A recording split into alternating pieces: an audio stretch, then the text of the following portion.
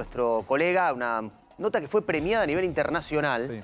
Sí. Bueno, recibió entre otras cosas, dijo entre otras cosas que el papá lo estafó por 4 o 5 millones de dólares.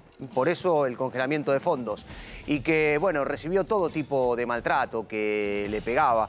Recordemos que Pérez Roldán fue un tenista que estuvo entre los 15 mejores del planeta, que tenía una derecha magnífica, que seguramente hubiera llegado más lejos a nivel tenístico si no hubiera recibido este tipo de acoso de parte del padre. Fue un tenista muy destacado de la década del 80 y también la década del 90. Sí, con un estilo muy particular. Sí, una derecha, sí, de una derecha muy potente. Si lo estafó en ese dinero, quiere decir que la carrera de Pérez Roldán iba bien, iba muy bien. Muy bien, y no solo la estafa, sino también otros delitos, porque la investigación es por explotación, lesiones, abuso, privación ilegal de la libertad y lavado de dinero. Mira, este es Pérez Roldán, ¿no? 9 títulos en su carrera, llegó a estar número 13 en el ranking mundial, premio Conex 2000 al tenista de la década, y hoy es entrenador y director deportivo. Sí, Dari, para estar número 3 en el mundo, tenés que ser un jugador muy bueno. Muy bueno. Su principal, digamos, arma era la derecha. Tenía un martillo en la mano derecha, una de las mejores de la historia de la Argentina, después superado por Del Potro, obviamente, ¿no? Ahora, ¿qué sucede cuando ese ahogo, yo hablaba de ahogo, o de una exigencia desmedida que después se transforma en agresiones verbales y después se transforma en agresión física? Sí, digamos, no es el único caso, lamentablemente, el de Guillermo Pérez Roldán, Sí. que tiene 53 años. Bueno, estas son partes de, digamos, Sí. de lo que él declaró, ¿no? Carlos, Claro. ¿lesiones calificadas? Lesiones calificadas. ¿Sabes lo que es entrar después de un partido y que te dé una trompada en el medio de la boca por haberlo perdido? Sí. Esto dijo Guillermo. Reducción a la servidumbre, administración fraudulenta, que era lo que contaba Dari recién, y lavado de activos, porque él tenía, por supuesto, que hacer un ingreso legal de una plata que le estaba sacando a su hijo. Nunca vimos nada de esto que en algún momento decidió empezar a contar. Era un Guillermo. secreto a voces, lamentablemente, en el mundo del tenis. Internamente se sabía. El papá de Guillermo Pérez Roldán era un muy buen entrenador en Tandil, muy conocido. Tandil es una cuna de... ¿Se sabía de la alta tenistas. exigencia o de los golpes también? Se sabía de todo en el mundo del tenis, lamentablemente. Pero lo que pasa es que comenzaron a contarlo recién ahora, vamos a ser sinceros. No, el que habló fue Guillermo, y una vez que habla Guillermo, Mariana, la hermana, también tenista, decide no hablar, pero Guillermo cuenta que sufrió lo mismo que él, o más.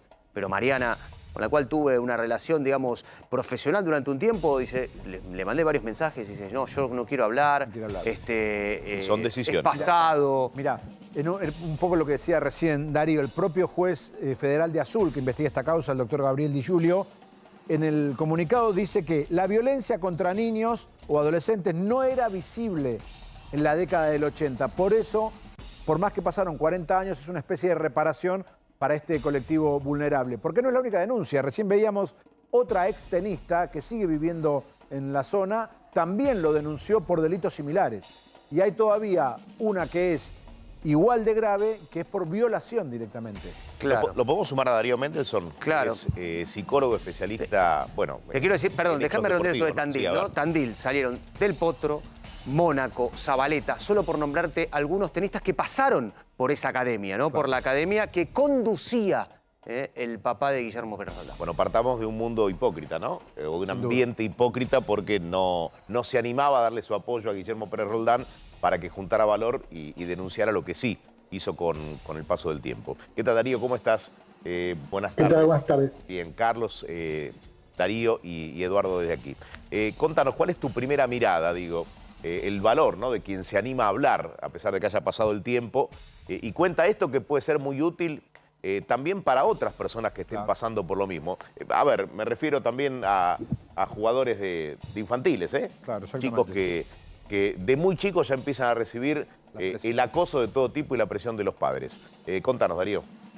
Sí, a ver, yo hace más de 30 años que trabajo en el deporte y esto lamentablemente no me sorprende.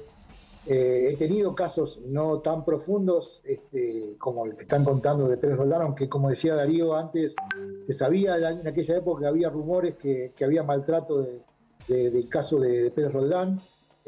Cuando me contactaron para hablar de esto, me acordé de un caso que tuve, hice la cuenta hace unos 18 años en fútbol, similar en cuanto a esto que están contando, no en la profundidad o en el dinero que están hablando, pero sí me acuerdo de un jugador, que obviamente no voy a dar datos, de fútbol, en ese momento que había una promesa del fútbol argentino en aquella época, uno de los mejores representantes, los más conocidos, le compró el pase, lo voy a hacer corto, le permitió comprarse un automóvil y como era menor de edad, tenía 17 años, ese automóvil lo puso a nombre de la madre.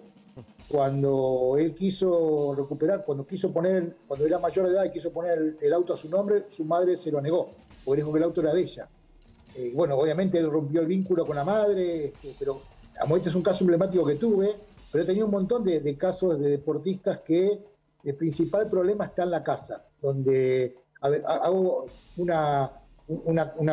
cuento algo que se repite en el consultorio. Cuando trabajo con futbolistas, que lo más común en mi caso, el futbolista promedio dice, para mi mamá soy Messi, para mi papá soy el peor, en general, ¿no? Hay excepciones, obviamente, a esto, pero digo, esto se repite y muchas veces en la familia está el principal problema que impide el desarrollo de una carrera deportiva o que la dificulta o que la demora. Sí, Darío, te saluda tu tocayo. Quiero refrescar algunos casos y preguntarte a partir de esto.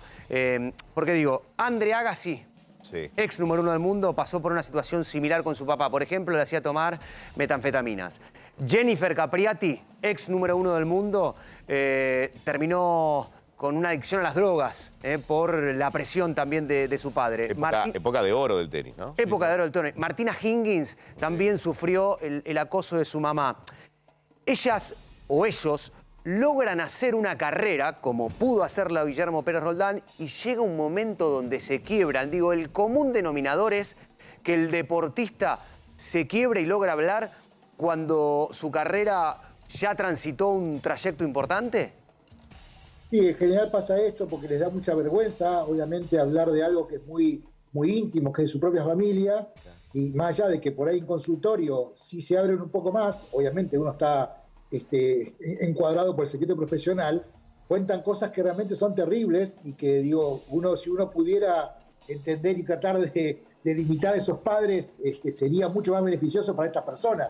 Porque, insisto, he tenido un montón de casos, carreras truncas por culpa de la familia, por una presión o familias que le hacen el vacío al deportista que le fue muy bien y que por ahí el resto de la familia no le ha ido bien y le hacen sentir el vacío porque él marca la diferencia con su recorrido económico, si se quiere. Ahora, Darío, la pregunta es, ¿el tenis es más proclive como disciplina deportiva para que suceda esto o hay casos en todos los deportes?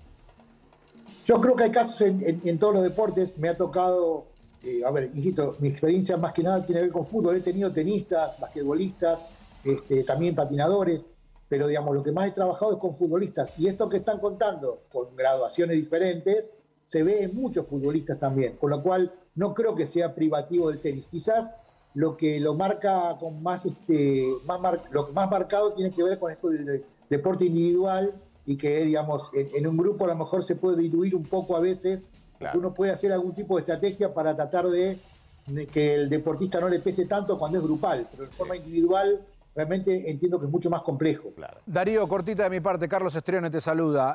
Me pasa los sábados, los domingos, llevo a mi pibe a fútbol y no termina todo en una batalla campal solo de casualidad.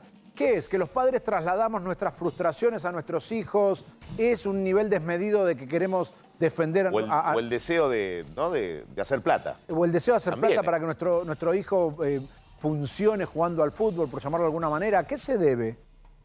Creo que de todo un poco lo que estás contando, creo, digamos, a ver, primero, la mayoría de los padres creemos que tenemos en nuestra casa al futuro Messi y que el entrenador de turno es el que tiene que descubrirlo y el que tiene que potenciarlo, y hay cosas realmente insólitas que por ahí un padre lleva a su nene de 6 años y después del primer entrenamiento le pregunta al profe, ¿y cómo lo ve? Porque él cree que lo tiene ahí, bueno, y muchas veces por esta cosa de poner en los hijos lo que uno no pudo lograr, sumado a que el deporte tiene en general es un lugar ilusorio de crecimiento social y económico que no ofrecen por ahí otras actividades. Entonces, pero digo, más ilusorio que real, porque son los menos los que logran esto. Pero digo, creo que hay un poco de todo esto, de la frustración de los padres y esto, digamos, de creer que uno tiene al mejor en su casa.